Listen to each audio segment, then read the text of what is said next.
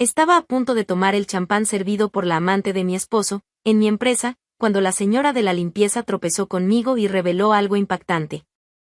¿Alguna vez miraste a alguien a los ojos y sentiste que algo andaba mal, pero no pudiste explicar qué era? No hablo de miedo, ni de presentimiento. Hablo de esa sensación silenciosa e incómoda, casi imperceptible, como una brisa cálida antes de la tormenta. Un malestar que se esconde detrás de sonrisas bien entrenadas. Hoy, lo llamaría instinto. En aquel entonces, lo llamé exageración. Me llamo Isabel Valdés. Nací y crecí en Mérida, donde el sol parece no perdonar nunca y los secretos se esparcen con la misma velocidad que los chismes. Una ciudad hermosa, vibrante, hecha de fachadas coloridas y palabras que no siempre dicen lo que aparentan. Soy arquitecta, socia mayoritaria de una de las empresas más respetadas de la región. Trabajé duro para llegar aquí. Horas interminables, decisiones difíciles, sacrificios. Y a mi lado, por más de una década, estuvo Mauricio. Mi esposo. Socio minoritario. Compañero, socio de negocios y, hasta donde yo creía, de la vida. Para quienes nos veían desde afuera, éramos la pareja perfecta. Cenas en lugares sofisticados, viajes de negocios y fotos sonrientes en redes sociales. Yo usaba vestidos elegantes y hablaba de proyectos sustentables.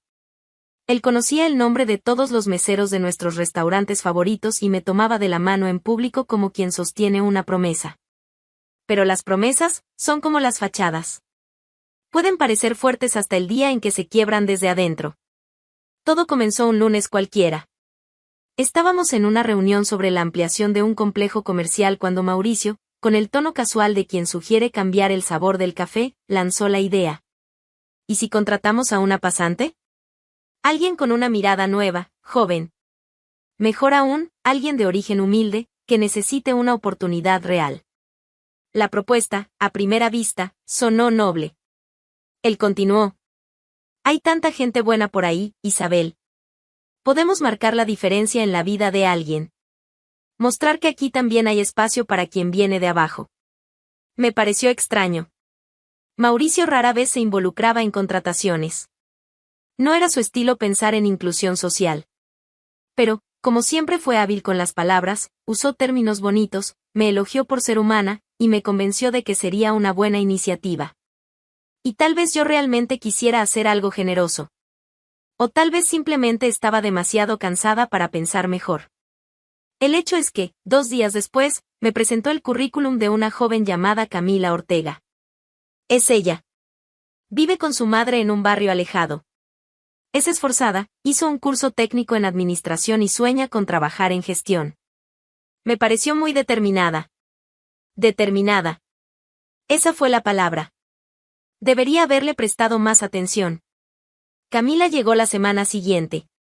Y recuerdo exactamente la primera vez que la vi. Estaba sentada en la recepción, vestida con una blusa blanca sencilla, jeans gastados y el cabello recogido en un moño improvisado. Tenía un cuaderno en el regazo y lo tocaba con los dedos nerviosos. Cuando me acerqué, se levantó de un salto. ¿Señora Isabel? Es un placer. Muchas gracias por la oportunidad. La voz era suave. La mirada, firme. Sonrisa contenida, respetuosa. Era como si cada palabra suya hubiese sido ensayada. Como si supiera exactamente cómo comportarse. Simplemente asentí y le pedí que me acompañara a la sala de integración. Caminaba con pasos medidos, como quien pisa terreno sagrado. Observaba todo con atención, como si quisiera absorber cada detalle de las paredes, los muebles, los pasillos. Vas a comenzar con tareas simples, expliqué, ya en modo profesional, organización de archivos, apoyo con planillas y reuniones internas. Con el tiempo, si demuestras competencia, podrás asumir más responsabilidades. Ella asintió con la cabeza. Sin preguntas. Sin dudas. Solo escuchaba. Solo absorbía. En ese momento, confieso, sentí cierto orgullo. Tal vez sí había hecho lo correcto. A la tarde siguiente, ya estaba sentada frente a la computadora, con el uniforme recién entregado, digitando informes con agilidad. Algunos empleados comentaron que era rápida, educada y proactiva. Yo simplemente la observaba a distancia. No tardó mucho en empezar a llamar la atención. Pero hasta entonces, todo parecía normal. Lo que yo aún no sabía, lo que nadie sabía, era que, en ese momento, Camila Ortega no solo estaba comenzando una pasantía. Estaba dando el primer paso para entrar en mi vida. Y poner todo patas arriba. Al principio, su presencia era sutil. Casi imperceptible. Llegaba temprano, hacía preguntas comedidas, tomaba notas como quien escribe un diario. Elogiaba proyectos, observaba rutinas, se ofrecía para ayudar en pequeñas tareas. Todo con una sonrisa que rozaba la timidez, pero escondía algo que, por mucho tiempo, me pasó desapercibido. La veía casi como una versión más joven de mí misma. Alguien que solo necesitaba una oportunidad. Tal vez por eso, fui dándole espacio. Primero, le permití asistir a una que otra reunión interna, como oyente. Luego, empecé a dejar que revisara materiales antes de enviarlos a los clientes. Cuando me di cuenta, ya estaba dando apoyo directo a los coordinadores de proyectos. Y nadie se quejaba. Al contrario. Era eficiente, rápida y, sobre todo, silenciosa. No se involucraba en chismes, no creaba conflictos. Solo cumplía. Empecé a confiar. Parecía entender mi lógica. Y, en un mundo lleno de gente tratando de destacarse con ruido, Camila se destacaba con silencio. Tienes una mirada estratégica, la elogié una vez, entiendes más de lo que demuestras. Ella bajó la mirada, como quien se avergüenza, y dijo. Observo mucho. Creo que es la única forma de aprender. Y fue ahí donde comenzó la primera grieta. Pequeña, casi invisible. Pero suficiente para que el aire empezara a escaparse. Con el tiempo, noté que Camila pasaba más tiempo conmigo del necesario. Siempre con una pregunta en mano, una duda sincera, una idea fundamentada. A veces, cuando yo estaba abrumada, aparecía con la solución lista. Sin alarde. Solo me entregaba el problema ya resuelto. Pensé que podría ayudar, decía, con ese tono calmado. Y yo lo permitía. Porque era conveniente. Porque facilitaba mi rutina. Mauricio también parecía admirado. Y no lo ocultaba. Esa chica es diferente, comentó una noche, mientras cenábamos, tiene algo. Una energía, viva. Deberías pasar más tiempo con ella. En el momento, no le di importancia. Pero después, empecé a notar, hablaba de ella con entusiasmo. Y cada vez que Camila estaba cerca, Mauricio se volvía más relajado, más hablador. Debería haberlo notado. Camila empezó a hacer preguntas más personales. Siempre con cuidado, siempre con dulzura. Usted y Mauricio trabajan juntos desde hace mucho, ¿no? Deben tener historias increíbles. ¿Cómo fue abrir la empresa? ¿Alguna vez pensó en escribir un libro sobre su trayectoria? Y yo respondía. ¿Por qué no? Se sentía bien que alguien me viera. Que admiraba no solo mi trabajo, sino también mi trayectoria. Era como escuchar un eco suave de mis propias conquistas. Ella me escuchaba como nadie. Y eso es peligroso. Porque quien lo escucha todo, lo aprende todo. Y quien aprende demasiado, puede usarlo. Empezó a acercarse al equipo administrativo. Pidió entender cómo funcionaban los informes internos. Después, mostró interés en los contratos con proveedores. Siempre con el mismo discurso. Quiero entender todo, para aprender mejor. Y como cumplía, yo lo permitía. Poco a poco, dejó de ser pasante y se convirtió en una pieza. Una pieza discreta, pero esencial. Estaba en todas partes. Sabía lo que necesitaba saber. Y lo más peligroso, sabía que nadie veía peligro en ella. Tal vez por eso, un día, en medio de una tarde sofocante, entró en mi oficina con una propuesta inesperada. Señora, ¿puedo pedirle algo? No es de trabajo, lo prometo, dijo ella, sosteniendo un sobre y con una leve sonrisa, quisiera un momento entre mujeres. Usted ha sido tan generosa conmigo. Quiero conversar. Solo conversar. Aquello me tomó desprevenida. Estaba agotada, abrumada y emocionalmente frágil por una semana de reuniones difíciles. Ella lo notó. Sabía exactamente cuándo acercarse. ¿Puede ser mañana?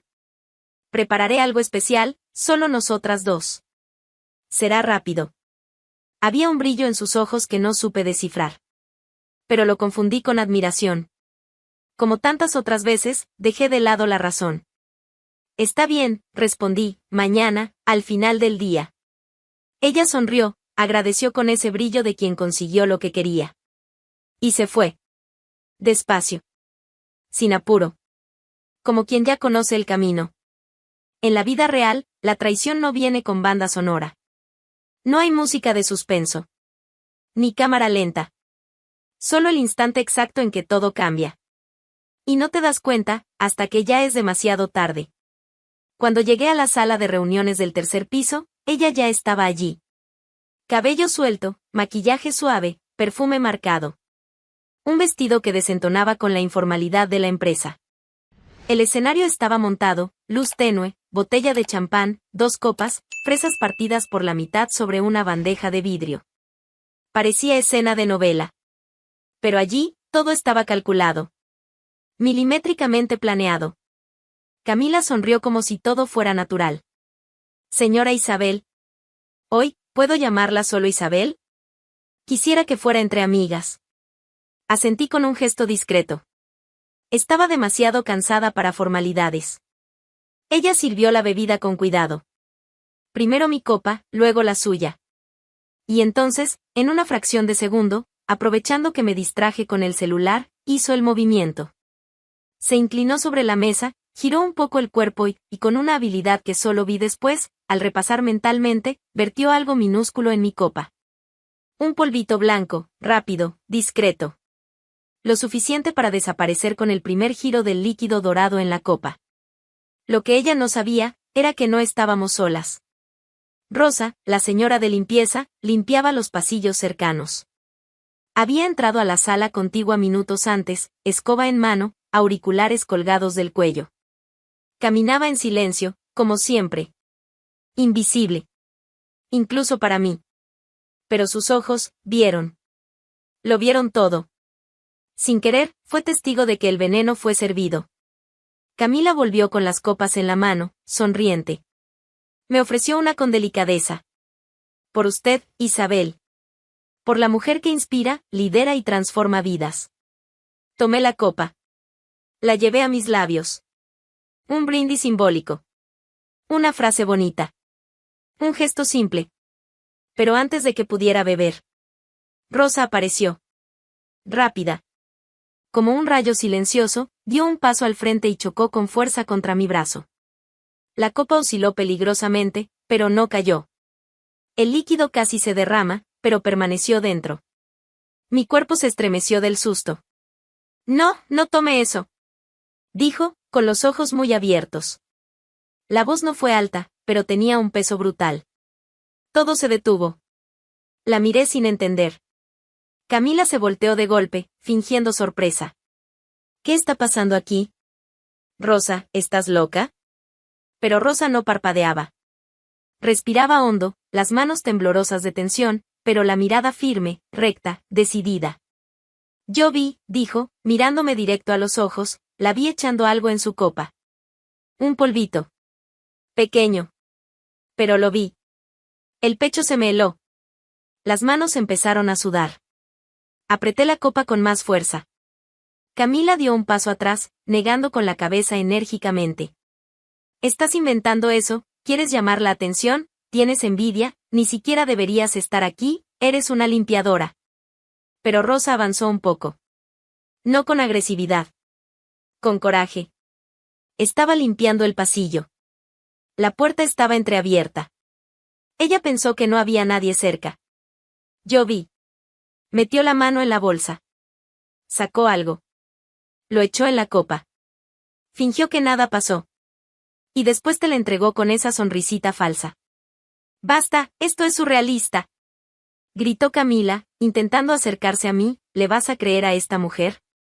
Me quedé en silencio. Mi cuerpo congelado. La copa aún en mi mano. El líquido dorado brillando bajo la luz tenue. La garganta seca. Y la mirada de Rosa, fija, directa, como una alarma sin sonido. Ella señaló a Camila. Luego a la copa. Entonces bébela tú, dijo, demuestra que estoy mintiendo. La frase cayó como una piedra en el centro de la sala. Camila palideció. Llevó la copa a la boca, con la mano temblorosa. Sus ojos, que siempre habían sido afilados y calculadores, ahora buscaban salida en todas direcciones. Dio un sorbo. Pequeño. Lo justo para probar lo que nunca debió haberse servido. Tragó con dificultad. Su cuerpo reaccionó como si hubiera sido traicionado por dentro. Y entonces, todo lo que sostenía, se vino abajo. Iba a ser tan fácil, dijo, en un susurro casi inaudible. Se apoyó en la silla. Los párpados pesados. La respiración más lenta. Y, como si ya no pudiera controlar lo que decía, completó. Ella firmaba los papeles, y yo me llevaba el dinero. Ya. Rápido. ¿Sin escándalos? Tú me prometiste que ibas a cuidar de mí, Mauricio. El nombre se le escapó. Mauricio. La sala se suspendió en el tiempo. Mi sangre se congeló. ¿Qué? Mi voz salió sin emoción. Antes de que pudiera reaccionar, la puerta se abrió. Mauricio entró. Rosa lo había llamado. Entró pálido. Mudo. Ojos muy abiertos. Ya lo había oído. Demasiado tarde. Tú me prometiste que ibas a encontrar una solución, dijo Camila, mirándolo con una mezcla de desesperación y afecto. Él intentó decir algo, pero vaciló. Un hombre sin suelo. Y solo entonces lo noté, no parecía sorprendido. Parecía expuesto. Aterrorizado, no por el descubrimiento, sino por el fin de la ilusión. ¿Cuántos meses? Pregunté. Silencio. ¿Meses o años? Insistí, con voz firme. 7, respondió él, 7 meses. ¿Desde aquel congreso en Tulum? Camila rió. Una risa amarga. Tosió enseguida, sintiendo el cuerpo pesado. Decía que usted era fría. Que solo pensaba en el trabajo. Que no lo veía como hombre. Cerré los ojos un instante. Solo para no vomitar. Rosa, aún en la sala, lo presenciaba todo sin bajar la cabeza. Observaba el colapso como quien ve derrumbarse un edificio antiguo que, por fuera, aún parecía entero. Mauricio dio 2 pasos hacia adelante. Parecía querer tocar mi brazo, pero lo detuve con un gesto seco. La trajiste a mi empresa, dije, mirándolo fijamente. Para tenerla cerca de mí. Para ayudarte a engañarme, ¿lo planearon juntos? No se suponía que llegara tan lejos, murmuró. Pero llegó, respondí. Me ardía la garganta, pero no temblé. La traición no era solo conyugal. Era estructural. Estaba en las finanzas, en la confianza, en lo cotidiano. Camila no era solo una amante. Era cómplice de un intento de robo, de una estafa. Y Mauricio, el facilitador. La dejabas entrar en mi oficina. Leías mis correos. Ayudabas con los informes. Lo veías todo. Y callabas. Ella decía que te admiraba. ¿Qué quería ser como tú? Ella quería destruirme. Y tú le diste la llave. Camila ya no se sostenía. Sudaba. Lloraba. Reía al mismo tiempo. El efecto era confuso. El veneno leve, pero suficiente para dejarla como una muñeca rota. Nunca te habrías dado cuenta. Soy mejor que tú en esto. Más joven. Más flexible. Eso decía él. Escupió esas palabras como quien quiere herir. Como quien necesita lastimar antes de ser borrada. Mauricio no la corrigió. Ni intentó negarlo. Lo miré. Todo dentro de mí gritaba. Pero por fuera, solo hielo. Llévala a su casa, dije. Él respiró hondo. No discutió. Sabía que no había espacio para réplica. Y dile que está despedida. Silencio. Tú también, finalicé. Estás fuera de mi vida. No hubo llanto. No hubo drama. Solo el sonido de sus pasos arrastrando a Camila por los hombros, como si arrastrara sus propios escombros. Me quedé allí, inmóvil. La oficina olía a perfume barato, alcohol y mentiras destapadas. La vida que creí sólida se deshizo en una sola tarde. Pero lo que más dolió, fue darme cuenta de que, en algún lugar dentro de mí, ya lo sabía. A la mañana siguiente, abrí la puerta de la oficina con la mano firme. Había algo solemne en el silencio del lugar. Ningún peso en el pecho. Ninguna duda. Era el primer día de todo. Mauricio ya no formaba parte de la empresa. Ni de mi casa. Ni de mi vida. Esa misma tarde, inicié el proceso de divorcio. Mi abogado me miró con algo de pena. Lo rechacé. No quería compasión. Solo eficiencia. Sin intento de acuerdo. Nada de charlas ni propuestas, ordené. Quiero el divorcio inmediato. Lo más duro y rápido posible. Ya no había espacio para negociaciones. Había traición, intento de estafa y complicidad. No era solo el fin de un matrimonio. Era el fin de una estructura construida sobre mentiras. El papeleo fue rápido. Al ser notificado, Mauricio envió un mensaje patético: ¿podemos hablar? No respondí. Pasé días durmiendo poco, revisando contratos, cerrando accesos, limpiando el nombre de la empresa de toda la suciedad posible. Mientras el proceso seguía en la justicia, organicé la línea de tiempo del crimen que Camila y él intentaron cometer. Camila había desaparecido. Como una rata que huye del barco antes de hundirse. Pero Rosa permaneció. Ella era la clave.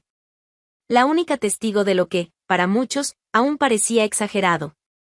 La empresa susurraba, especulaba, pero nadie sabía ni la mitad. Solo Rosa vio. Solo Rosa impidió. Y fue ella quien, días después, entró por la puerta del tribunal con una dignidad que casi me rompió por dentro. Llevaba una blusa celeste, muy bien planchada, zapatos simples. El cabello recogido en un moño apretado. Los ojos firmes, aunque el nerviosismo delataba la tensión en sus manos. Caminó hasta la silla de testigos con pasos cortos. El juez la observaba.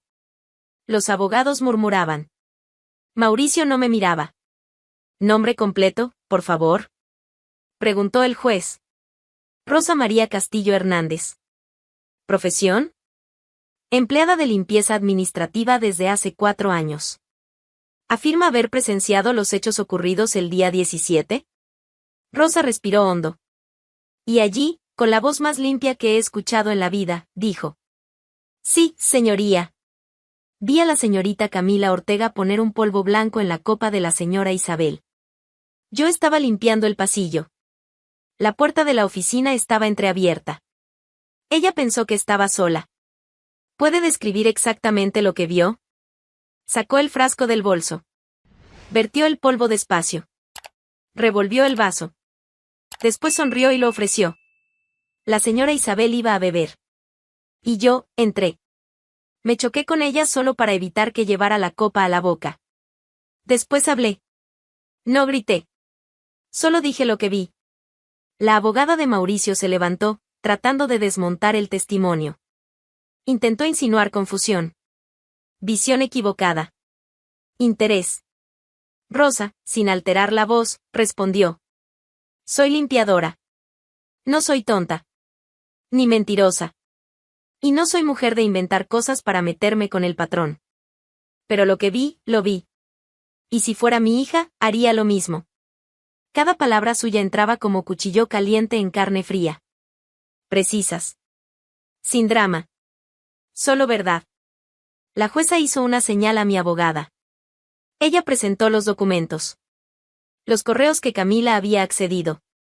Los permisos firmados por Mauricio, entregando contraseñas, dando acceso total. El plan de fraude en las cuentas, los informes alterados.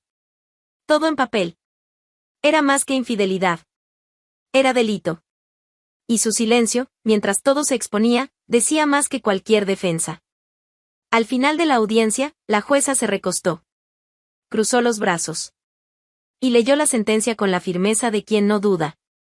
Declaro la disolución definitiva del vínculo matrimonial entre Isabel Valdés y Mauricio Guerra, sin derecho a división de patrimonio más allá de lo que legalmente ya pertenece a la demandante. Queda registrada la tentativa de fraude y la asociación indebida con una funcionaria no autorizada. La empresa permanece bajo control total de la demandante. Audiencia cerrada. Era solo el fin de una mentira bien contada. Y el comienzo de una vida que aún no conocía. Pero que, al fin, me pertenecía. El edificio estaba silencioso esa mañana. Había paz en los pasillos, pero también un peso. Un tipo de cansancio que solo se siente después de atravesar algo que casi te destruye. Era un martes común, sin reuniones importantes, sin visitas agendadas. Y aún así, sabía lo que debía hacer ese día. Lo había postergado por demasiado tiempo. Revisé los correos, firmé 2 contratos y pedí a recepción que llamaran a Rosa a presidencia. No di detalles. Ella no sabía el motivo. Solo que necesitaba verla. Desde el día en que entró a esa oficina e impidió lo que pudo haber sido mi final, Rosa volvió a su puesto con la misma discreción de siempre.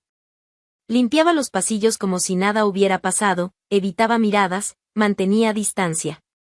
Era como si ni ella supiera la magnitud de lo que hizo. Pero yo lo sabía. Y era hora de reconocerlo. Ella llegó 20 minutos después. Tocó la puerta una vez y entró despacio, con el cabello recogido en un moño apresurado, el uniforme azul impecable y la escoba aún en las manos. Parecía confundida. Dijeron que la señora me llamó, dijo en voz baja. ¿Está todo bien? Sí, Rosa. Todo está muy bien. Puedes dejar eso ahí. Hoy no quiero hablar de limpieza. Ella apoyó la escoba al lado de la pared, se arregló el dobladillo de la blusa y se quedó quieta en el mismo lugar, esperando alguna orden, algún motivo formal. No decía nada, pero la incomodidad era evidente. Siéntate, por favor, ofrecí.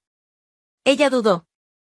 Luego se sentó, despacio, como quien entra en un lugar donde nunca fue invitada. Quiero que sepas que no olvidé lo que hiciste. Ella frunció el ceño. ¿Hice lo que cualquiera habría hecho? No, Rosa. La mayoría no habría hecho nada. Se habría quedado callada. Habría fingido que no vio. Tú tuviste el valor de detener todo, de impedirme tomar aquella bebida. Y luego, de subir a un tribunal y hablar delante de todos. Ella bajó la mirada. Tenía miedo, señora. Pero también estaba con rabia.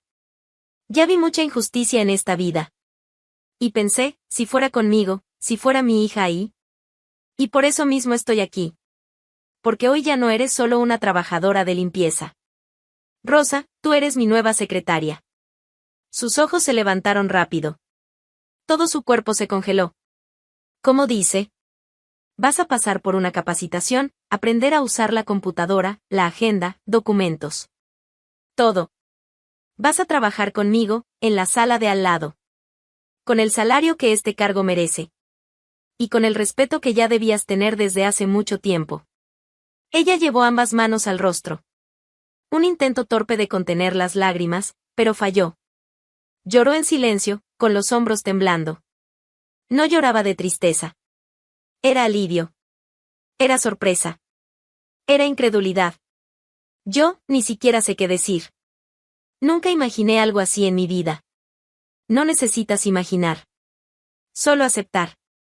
Porque ahora, Rosa, es tu turno de ser vista. Ese mismo día, Rosa volvió a casa y les contó a sus hijos. En la pequeña mesa de la cocina, compartiendo arroz con frijoles y pan amanecido, dijo que sus vidas iban a cambiar. Que se mudarían a un lugar solo suyo.